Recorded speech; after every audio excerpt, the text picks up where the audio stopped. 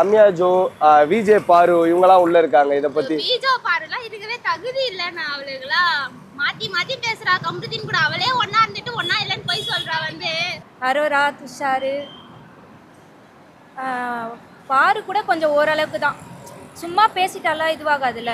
Watermelon star எதுக்காக உள்ள போயிருக்காருன்னே தெரியல. கையில் மாதிரி ஒன்று வச்சிருப்பாங்கல்ல, அது உள்ள வந்து காலைல கட்டா தூங்கி வச்சிருக்காங்க. இவ கை அவன் மலகுது, அவன் கை மலகுது. அப்ப நைட்லாம் எப்படி இருந்திருப்பாங்கன்னு தெரியல.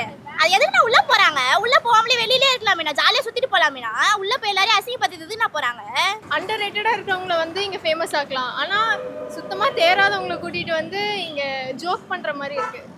பீப்புள சொசைட்டியை ஏமாத்துற மாதிரி இருக்கு இந்த சீசன். இருக்கவங்க கன்னியாக்காவை தவிர மற்ற யாருமே தகுதி இல்லாதவங்க தான்.